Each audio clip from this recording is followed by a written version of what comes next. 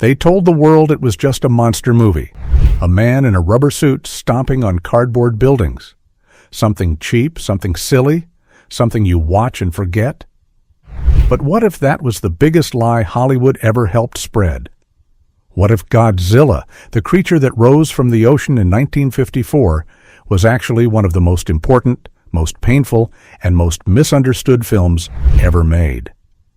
A film born from real fear, real fire, real grief. Let's dive in and discover 20 weird and amazing facts about Godzilla.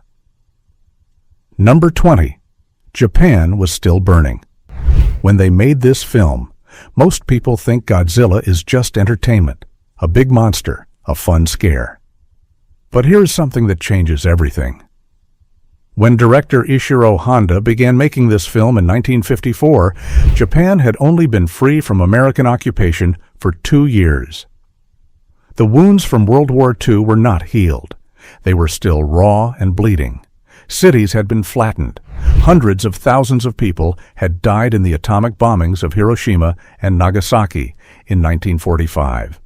And just months before filming began, something terrifying happened again. A Japanese fishing boat called the Lucky Dragon No. 5 sailed too close to an American hydrogen bomb test on Bikini Atoll. The crew was showered in radioactive ash. One fisherman died. The whole country was shaken all over again. Honda did not just want to make a monster movie.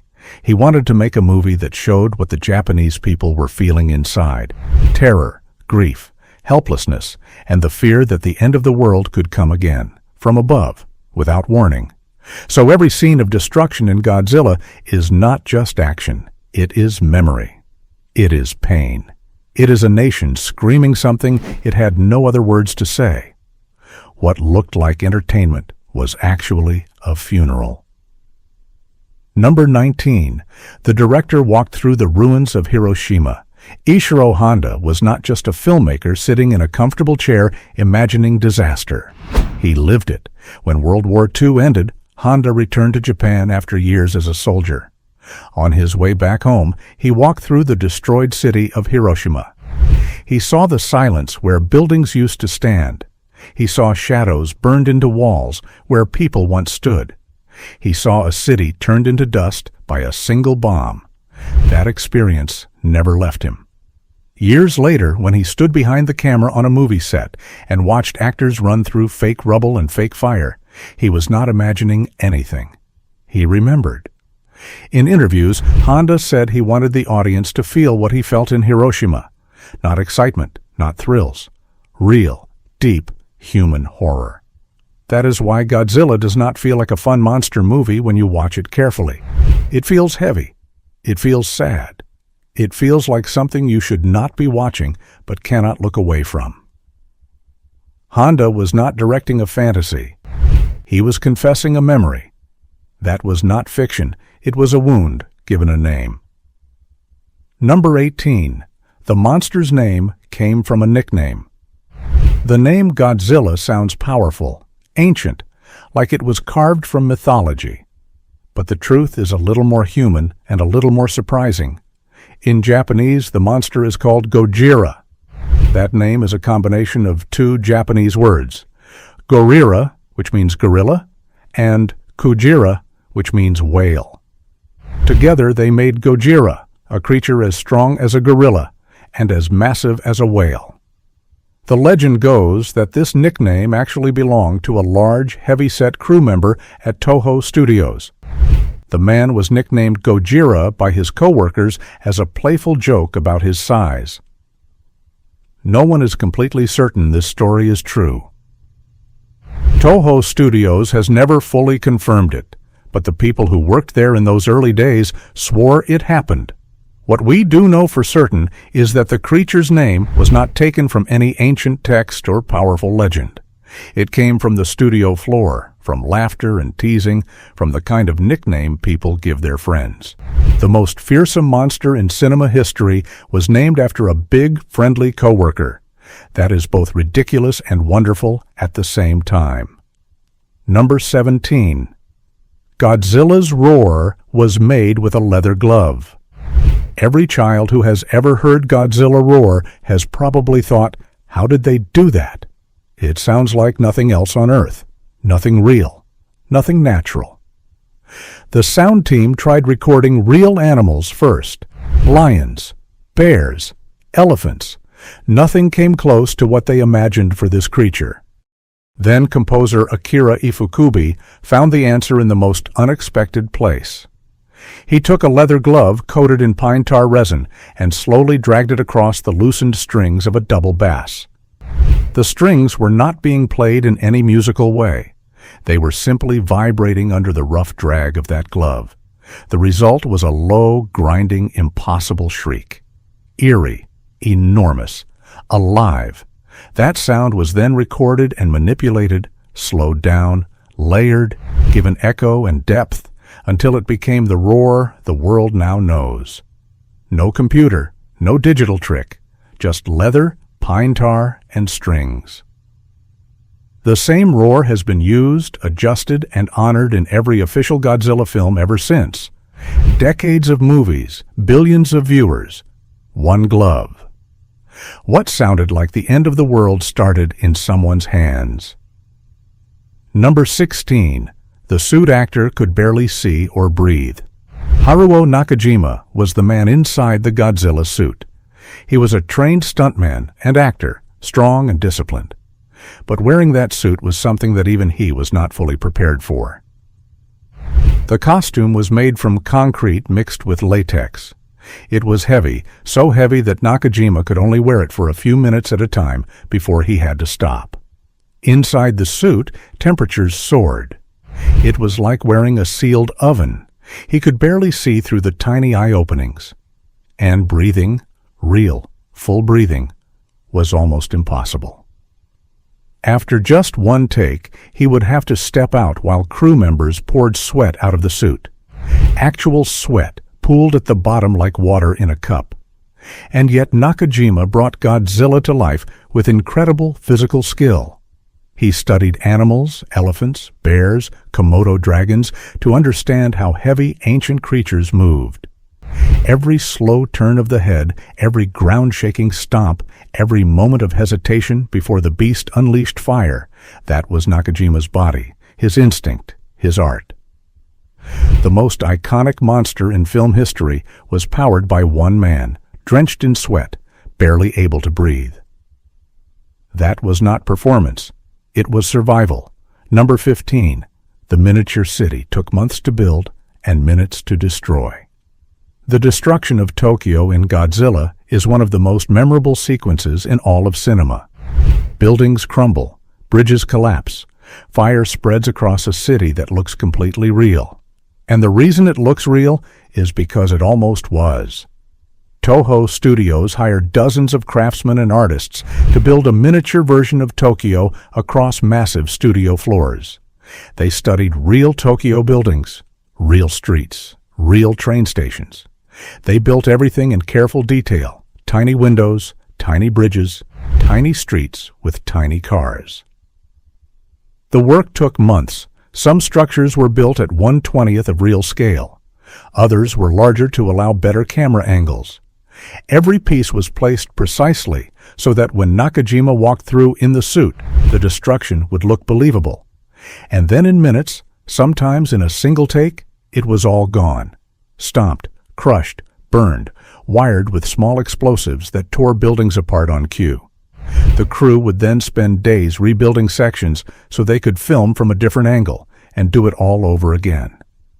What the audience saw as one seamless rampage was actually dozens of separate destructions, stitched together with careful editing.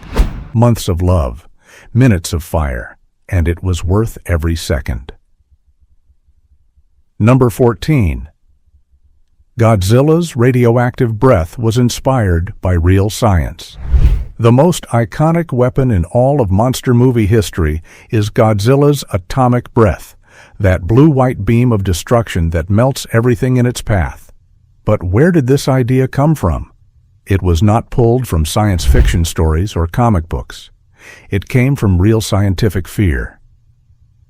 In 1954, the entire world was living under the shadow of nuclear weapons. Atomic tests were happening across the Pacific Ocean. Scientists were studying what radiation did to living creatures. There were real reports, some confirmed, some rumored, of animals near test sites showing strange mutations, changed sizes, unusual behavior, deformities. The filmmakers at Toho took this fear and made it visual. If radiation could change living things on the inside, what if it gave a prehistoric creature a weapon on the outside?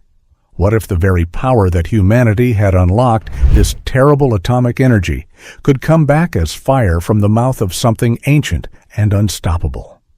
The atomic breath was not a fantasy element added for excitement. It was a warning dressed up as a special effect. Real science, real fear, one unforgettable image. Number 13. The film was almost completely different.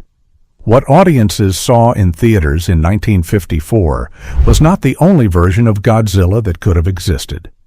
Early in production, the studio Toho considered making the monster look very different, closer to a giant mushroom cloud given animal form, a walking symbol of the atomic bomb with no real creature shape at all. Producer Tomoyuki Tanaka rejected this idea. He wanted something audiences could connect with emotionally, something with eyes, movement, presence. He wanted people to fear it the way they fear something alive. Then there were discussions about using stop-motion animation, the same technique used in American monster films of the time. But stop-motion was expensive and slow. Toho did not have the budget or the time. The suit actor method, a man in a costume on a miniature set, was chosen as a practical solution, not necessarily an artistic one.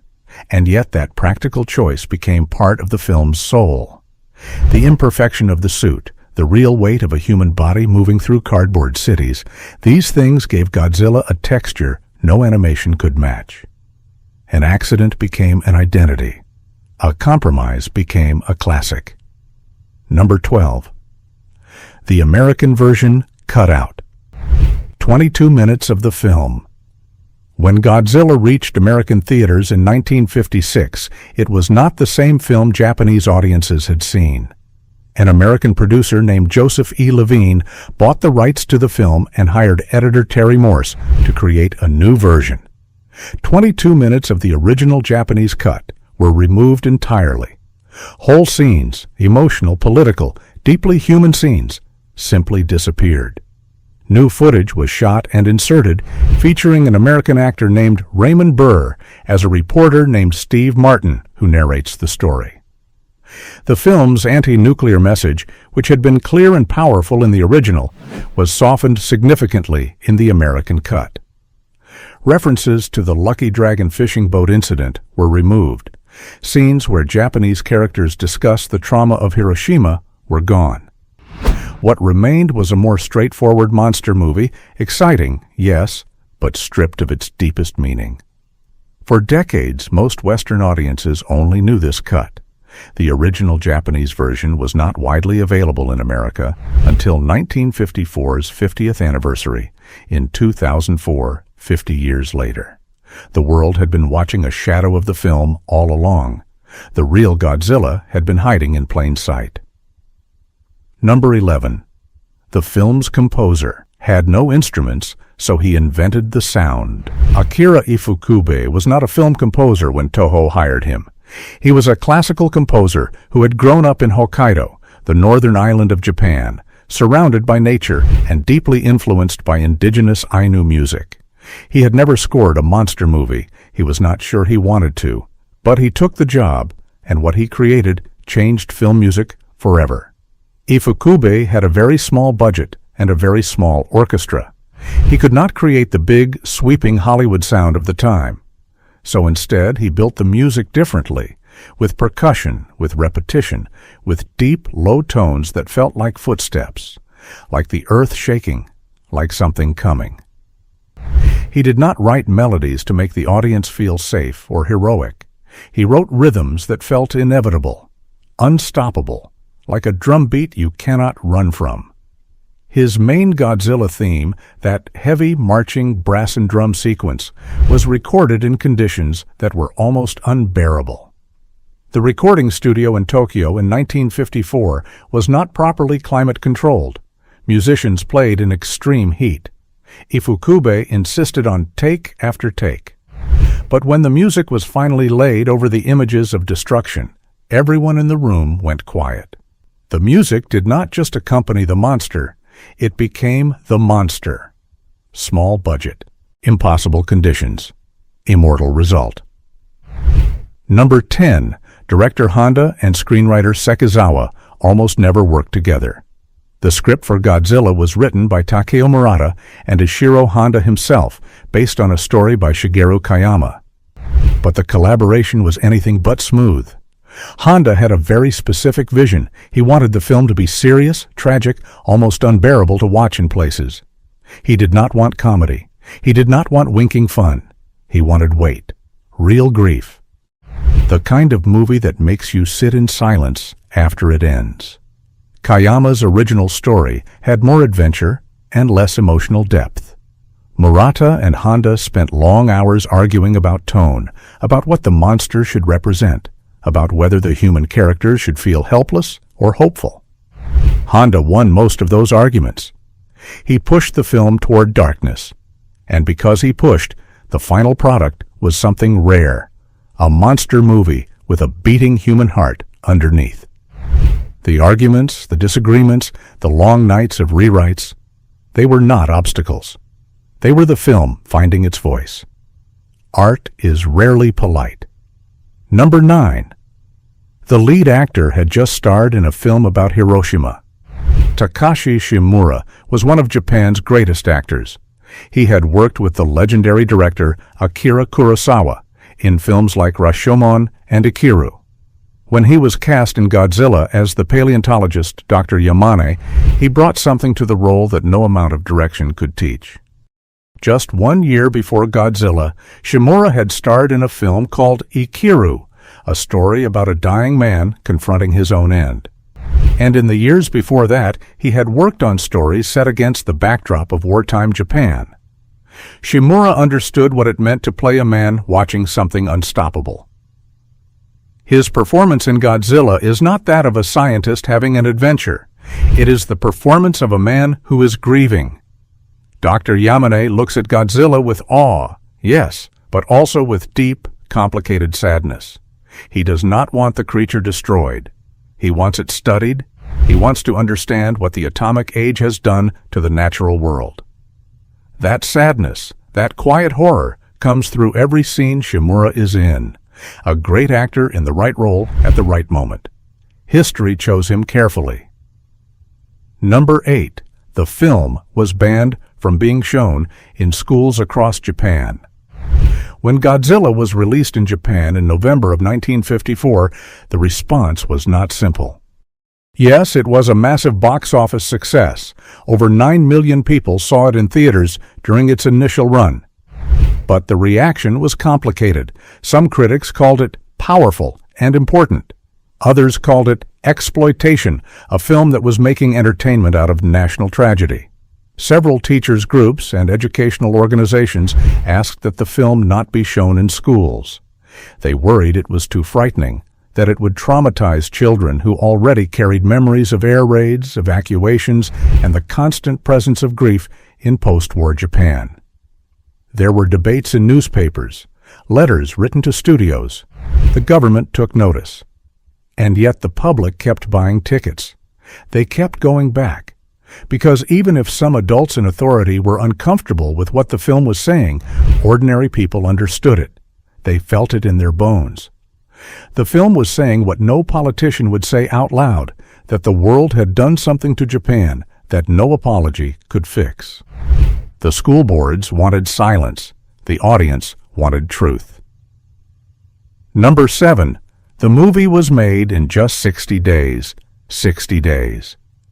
That is all the time Toho Studios gave Ishiro Honda and his team to make Godzilla from start to finish. In modern filmmaking, a major studio production can take years, from writing to filming to editing to release. But in 1954, Toho was working fast. The studio had seen the success of the American monster film The Beast from 20,000 Fathoms the year before, and they wanted to ride that wave before the moment passed. So they set a brutal schedule: 60 days to build sets, shoot scenes, create the suit, record the music, and edit the entire film. The pressure was enormous. Nakajima wore that heavy, sweltering suit in take after take because there was no time to redo entire scenes. Miniature builders worked around the clock. Ifukube wrote and recorded his score in a matter of weeks under tremendous time pressure. And Honda, who had walked through the ruins of Hiroshima with his own eyes, had 60 days to turn that experience into something lasting. He did it. 60 days. The result was a film that has now survived for over 70 years. Speed and grief and talent all pressed together into something permanent. Number 6. The Oxygen Destroyer was based on a real scientific fear. One of the most haunting elements of the original Godzilla film is not the monster. It is the weapon used to kill it. Dr. Serizawa, played with quiet, tortured brilliance by Akihiko Hirata, has invented a device called the Oxygen Destroyer. It removes all oxygen from the water, causing every living thing within its range to die at a cellular level. The creature dissolves, its flesh disintegrates. It is a death without dignity, without fire, without drama, just erasure. Serizawa refuses to use it for most of the film because he knows that once this weapon is known to the world, governments will weaponize it. Another arms race, another catastrophe. The scene where he finally makes his choice and then destroys all his research and gives his own life to keep the weapon secret is one of the most moving moments in all of science fiction cinema. The Oxygen Destroyer was not purely fantasy. It was a direct metaphor for the hydrogen bomb and the terrible moral questions scientists faced in the nuclear age. What do you do when your discovery could end the world? Dr. Serizawa answered that question with his life, and the audience understood exactly what they were watching. Number 5. Godzilla was originally going to be a giant octopus. Before the creature took the form the world now knows, the enormous, upright, dinosaur-like beast with the jagged dorsal fins, the producers at Toho considered something entirely different. Early conversations involved making the monster a giant octopus, an enormous cephalopod rising from the sea and attacking Japan. The octopus idea was taken seriously for a time. It was visual, it was terrifying, it was connected to the ocean in a natural way. But the problems quickly became clear. A giant octopus would be extraordinarily difficult to film convincingly in 1954 with the technology available. Real octopuses move in ways that look beautiful but not threatening when slowed or scaled up.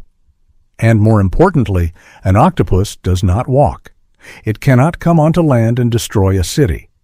The whole story depended on the monster reaching Tokyo, marching through streets, looking down at humans. The solution was to look back in time, to prehistoric creatures, to dinosaurs, to something that suggested age and weight and the power of the natural world before humanity existed. The creature that became Godzilla drew inspiration from the iguanodon, the stegosaurus, and the alligator. Old life made new nightmare. The octopus stayed in the ocean where it belonged. Number 4. The film changed. How Japan thought about its own history. It is difficult to overstate what Godzilla meant to Japan in 1954. This was not just a movie. It was a national conversation in the form of a monster. Japan in 1954 was a country that had been told, by itself and by others, to move forward, to rebuild, to grow economically, to not dwell on the past. The Allied occupation had ended. Japan was supposed to be a new country with a new future. But the trauma was still there, underneath everything. Nobody talked about Hiroshima and Nagasaki openly in the way that people talk about national tragedy today. There were no public memorials yet. There was silence, where grief should have been. And then Godzilla came out of the ocean and burned Tokyo to the ground. And Japanese audiences sat in dark theaters, and many of them wept. Not just because it was frightening, because it was true, because it looked exactly like what they had survived. The radioactive fire, the panicked crowds, the hospitals filling with the wounded, the inability of human beings to stop the destruction. Godzilla gave the grief a shape. It gave the silence a roar. That is why the film endured. That is why it still matters. Monsters can say what people are afraid to. Number 3. Haruo Nakajima played Godzilla for 12 films. Haruo Nakajima was the original man inside the Godzilla suit, and he did not just do it once for 1954's film. He went back into that sweltering, suffocating costume again and again. He played Godzilla in 12 separate films over the course of his career. 12 times he poured sweat into that costume. 12 times he stomped through miniature cities, trying to see through tiny eye holes, trying to breathe in a sealed rubber prison. And every time he brought something new. As the years went on and the Godzilla series shifted in tone from tragedy to adventure to something more playful, Nakajima adapted. He learned how to make the creature express emotion with just the tilt of a head or the angle of a shoulder because his face was never visible. He had no eyes to act with. He had only his body, his weight, his instinct. Off-set, Nakajima was known as a gentle, generous man who loved talking to fans and young actors. He passed away in 2017 at the age of 88. At his memorial, people remembered him not as someone who wore a costume, but as someone who gave a monster a soul. Those were not separate things. Number 2. The film invented an entire genre. Before Godzilla, there were monster movies, there were creature features, there were giant ants and alien invaders and prehistoric beasts brought back by nuclear testing in American B-movies of the early 1950s. But Godzilla was something different. It was the first film to take the giant monster and give it the weight of political meaning, emotional devastation, and genuine artistic seriousness. It created a genre. In Japan, the word for it is tokusatsu, special effects filmmaking that uses miniatures, suits, and practical effects to tell stories of epic scale. That genre would go on to produce dozens of Godzilla sequels, dozens of other monster films, the Super Sentai television shows that American audiences know as Power Rangers, and eventually the entire concept of the kaiju, the giant creature as storytelling device. Hollywood borrowed from it, television borrowed from it, video games borrowed from it, comic books borrowed from it. Every time you see a giant creature destroying a city on screen, in any film, in any country, in any decade, there is a line leading straight back to Toho Studios in 1954, to Ishiro Honda, to Haruo Nakajima sweating in a rubber suit on a miniature Tokyo set, to a man dragging a leather glove across bass strings, to the silence of a ruined city that one director had walked through with his own feet. One film. A whole world of stories that followed. Number 1. Godzilla was the first non-American film to win the Academy Award for visual effects weight, almost. Here is the truth, and it is just as extraordinary. Godzilla in 1954 was not submitted to the Academy Awards. It did not win an Oscar. But what it did achieve was arguably more powerful and more lasting. In 2004, 50 years after its original release, the Japanese Film Institute and the American Film Academy jointly recognized the original 1954 Godzilla as one of the most technically innovative and culturally significant films in the history of cinema. The visual effects team, led by Eiji Tsuburaya, received posthumous recognition from the film industry for having created something that changed what was possible on screen. Tsuburaya's method of using miniatures, forced perspective, careful lighting, and suit actors to create giant-scale destruction had been dismissed by Hollywood for decades as cheap and primitive. But when filmmakers in the 90s and 2000s began studying how they wanted to achieve similar effects, even in the age of digital filmmaking, they kept going back to what Tsuburaya had done. His work was not primitive, it was foundational. It was the grammar of a visual language that cinema had not had before. The little film they called cheap changed the biggest medium on Earth. Bonus fact: the scene that almost ended the film before it was finished.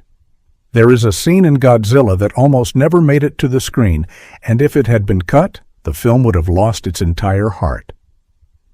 It is the scene in a makeshift shelter late in the film, as Godzilla's attacks have left Tokyo burning. A mother holds her young children close while fire rages outside. She speaks softly to them. She tells them they will see their father soon. Everyone in the room and everyone watching understands what she means. They will not survive. She is comforting her children as they all face the end together.